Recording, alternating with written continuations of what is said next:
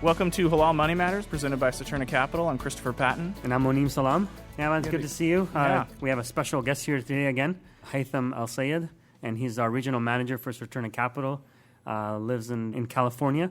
Haitham, welcome to the show. Assalamu alaikum. Thank you for having me. I'm really happy to be here. Yeah, tell us a little bit of background before we dive into absolutely. My parents came from Iraq in the 1960s, Fulbright scholars, and they were both professors. They taught all over the United States. I was born in Ohio, a little town called Xenia, but only stayed there for a year because there was a huge tornado that scared my parents, and after that, they decided to move to Morocco. So I was raised in Morocco and Saudi.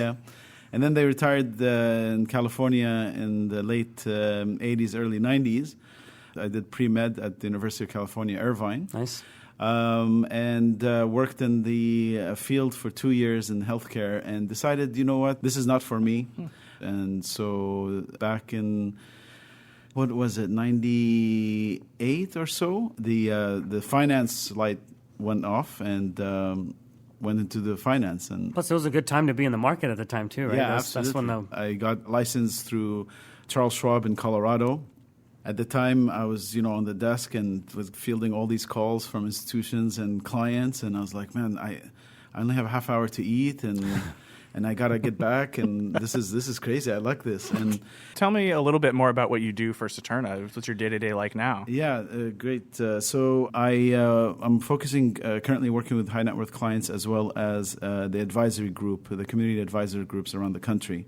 So what that means is I travel the country to educate advisors at different firms, broker dealers, registered investment advisors, on how to educate their clients about the Amana funds and Saturna Capital, and dealing directly with clients. And we also are involved with, or I'm involved with, doing presentations at local masajid, mosques, communities, and so forth. Because of education so big in our family and been in our DNA, I've always felt this is the best way to be in this field, is to educate people and give them their options.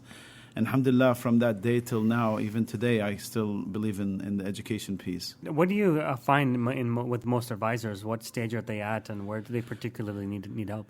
So the majority of the advisors, there's a spectrum. There's folks that I meet who are brand new to the industry, and I have a passion for this stage because I get to really help them not only focus on educating them on Amana funds or our funds, but also educate them on how to grow their business. From my experience in managing the wealth groups for other institutions, I really try to seek and add value to them in growing and starting their practice. But I also meet advisors who've been in the industry 20, 30 years, and they're so accustomed to doing their own thing. And when either they don't know or have not heard of Amana before, and I see the light glow in their eyes, like this is something new I can focus on, or something I haven't focused on, I've always wanted to focus on. It's nice to see that light and spark in them, even though they've been doing this for 20, 30 years. Yeah, so you used to be an advisor, right? Or is that true? Yeah, correct. So when I went into banking, because I thought, no matter what the economy is doing, someone's writing a check in good times or bad times. Then eventually part of the role was to be an advisor. So I did that, and I built a good sizable book of business and was tapped in the shoulder to go into management. I've always been dealing either in production directly or managing producers in the advisor space. How did you decide to make the switch over to on the Islamic side? Wells Fargo, I used to work with a brother by the name of Awais Databoy, who is We've had on a show before. Yeah, he's well known. I always used to see him at events with the Amana booth at different nonprofits and so forth. And my curiosity, as I said, learning, I'm always a learner, so it's in my blood all the time. So at that time when you were at Wells Fargo, did you know anything about Islamic investing? No, I had zero knowledge about what it is really. And it wasn't, a widespread type of business. And so just thinking about it, it sparked my curiosity. And then finally, the time came where the opportunity was right because, Amana and Saturna was looking for somebody who had that wealth management experience as well the advisory business. and we had lunch with Awais, and we talked about making the switch. And I'm so happy. And sometimes you say, I wish I could have done this a long time ago, and this is one of them where I wish I did this a long time ago. Was it just a job opportunity? Is that what it was for you? No. This was a byproduct, to be honest with you, is a job opportunity. Me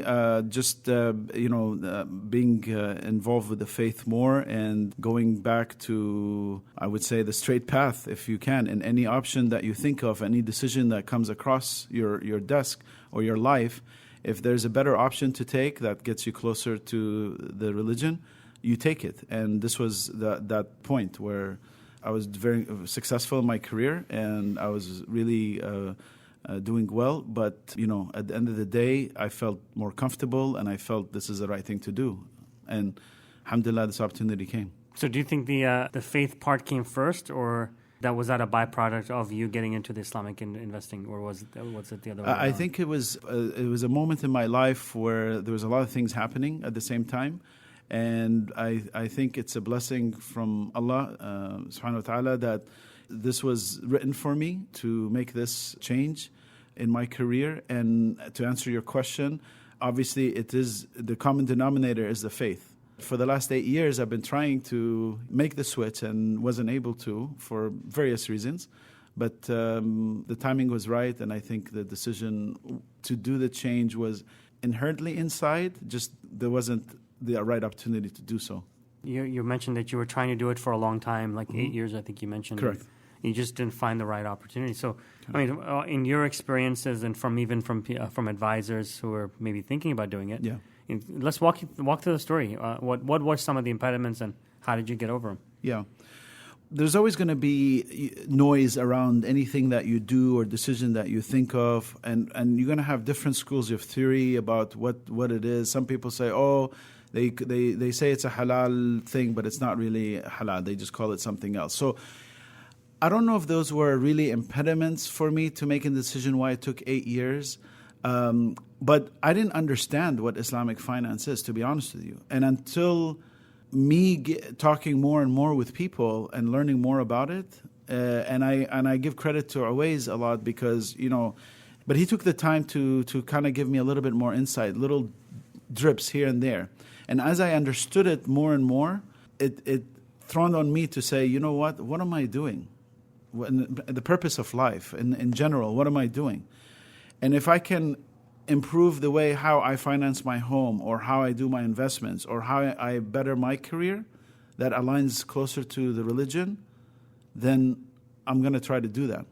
The other part is the myth of social responsible or faith-based type of investments do not perform well, and blah, blah, blah, blah, blah. And there's a lot of myths out there, and the only way to decompose of the myths is to educate yourself. So it sounds like we're kind of talking about two different things here. One is your personal journey, and one is your professional journey. But it sounds as if they're pretty closely tied together. Yeah, Chris. So that's a really good question and a good point.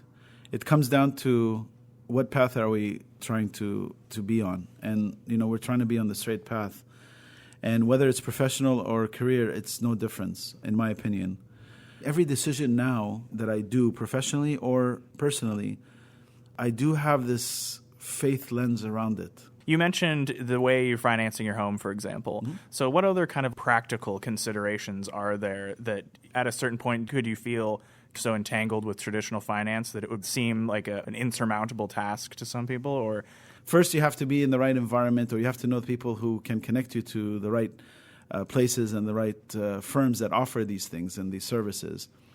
But, when you talk about, is it a big task to deal with all this? Not really. And you think it might be, but it's not, because the process and the controls are all laid out in these firms who have been doing it. Like, just example for Amana, I didn't know this was going on for 30 plus years when I learned about it. And I wish I had known that I could have told a lot more people from the past about their options.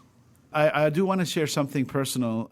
In the last couple of years, personally, I have been closer more to doing my daily prayers, doing it on time.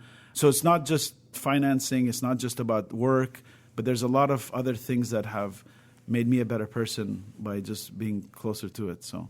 And do you think that's a direct relation? I mean, do you think you could have done the same thing by just working in the conventional field? I honestly can say no, because you get so wind up in the daily routine of things that no, I would have done it before if that was the case.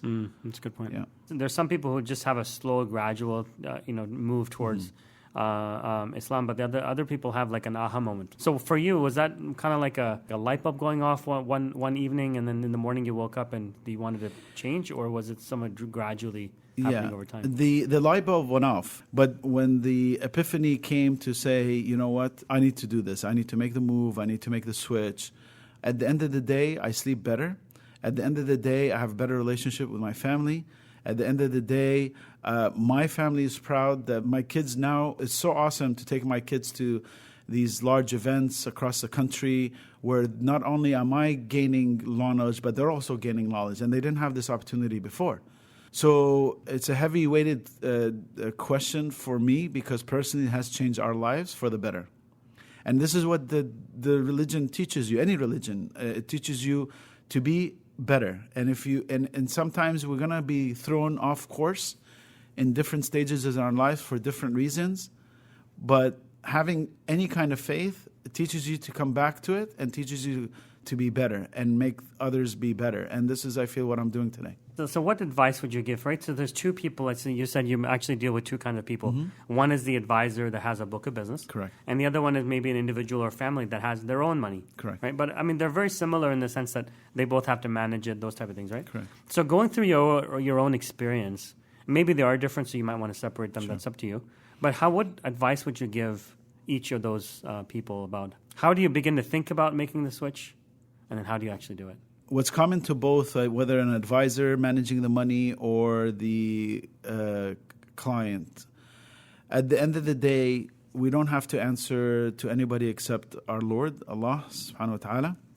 And Allah knows what we're doing, whether it's right or wrong. So, if we're trying to say that annuities are good and because I like the fixed and the guarantees, but we know that anything fixed and guaranteed is haram, and all we care about is the return, or investing in funds that have maybe a better return, but they also deal with more haram.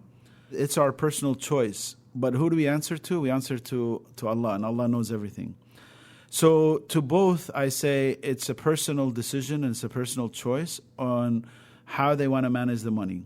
On the advisor side, being a fiduciary or not, we're all trying to put the client's best interest first. And if we know that this client does have affinity to the faith and wants their investments aligned with their values, then it's almost a no-brainer that the advisor, in their role as a fiduciary or putting the client's best interest, that they have to be able to offer them these choices, these type of funds. On the personal side, if I'm in a situation where I'm working for an employer that offers a 401k, as I mentioned before, you can always ask the question, are there other options?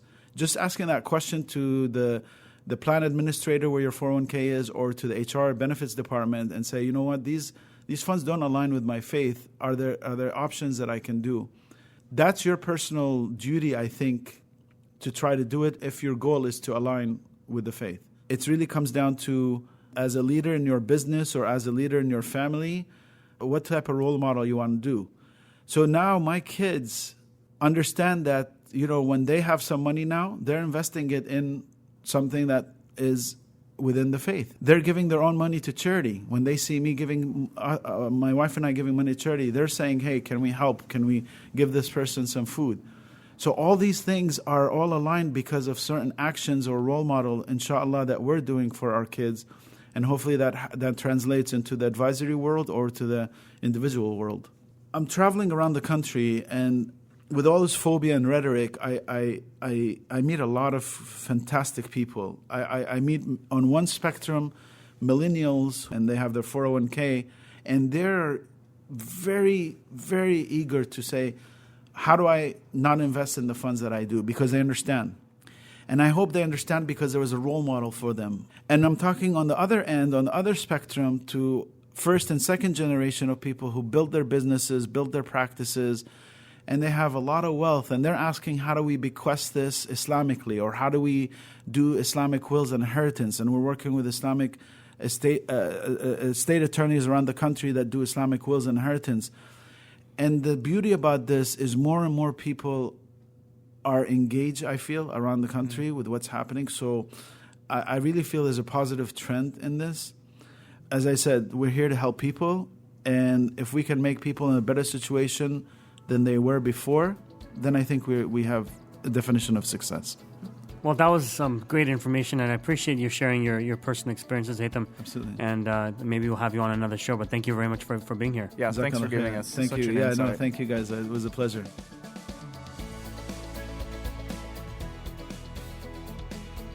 Please consider an investment's objectives, risks, charges, and expenses carefully before investing.